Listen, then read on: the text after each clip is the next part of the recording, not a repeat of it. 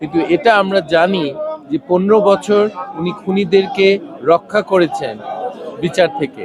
এটা থেকে একটু সন্দেহ মনে আসে যে 15 বছর ওনার খুনিদেরকে উনি রক্ষা করলেন, ওনার আদেশে হয়তো ঘটনাটা ঘটেছে। এই সরকারের প্রশাসনিক যে দক্ষতা সেটা নেই, এবং এই ভোটটাকে সুষ্ঠু করার যে দক্ষতা দরকার, প্রত্যেক ভোট বাক্সকে রক্ষা করা, ভোট কেন্দ্রকে একটা ভালো একটা পরিস্থিতিতে রাখা যেখানে কেউ ভয় পায় না, নির্ভয় মানুষ ভোট দিতে পারবে, এই সরকার সম্বন্ধে আমার কিছু সন্দেহ আছে। দলকে ভালোবাসি, সেই হিসাবে দলের কর্মীরা আমাকে কর্মী হিসাবে নির্বাচন করেছে। আমি অত্যন্ত খুশি।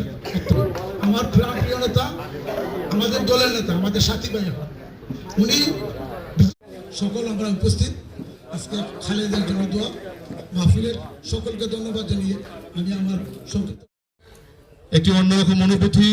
সারা দেশের সমস্ত মানুষ আবার বৃদ্ধ বনিতা বেদশমতী বেগম খালেদার জন্য, বেগম খালেদা জিয়ার রোগ মুক্তি জন্য আজকে যে দোয়া মাহফিল যিনি আয়োজন করেছেন, আমাদের দলের মহাসচিবের হাত ধরে ইতিমধ্যে উনি এই শহরটাকে একটা আদর্শ শহর বানাবো। এখানে অনেকে আছে লন্ডনী। আমরা সূরা কিন্তু তেলাওয়াত করে নেই, আমরা সূরা ফাতিহা শরীফ একবার পড়ে নিই এবং সূরা ইখলাস তিনবার পড়ে নিই। আল্লাযীনা আন'আমতা আলাইহিম গায়রিল মাগদুবি আলাইহিম ওয়ালাদ-দাল্লিন। বিসমিল্লাহির রহমানির রহিম। আল্লাহর ইচ্ছা, উনি যদি আমাকে একটা সুযোগ দেন কাজ করার, আমি কি করতে পারি আপনারা দেখবেন। অনির্বাচিত অর্থমন্ত্রী ছিলেন প্রথমে, তারপরে উনি নির্বাচিত হয়েছে।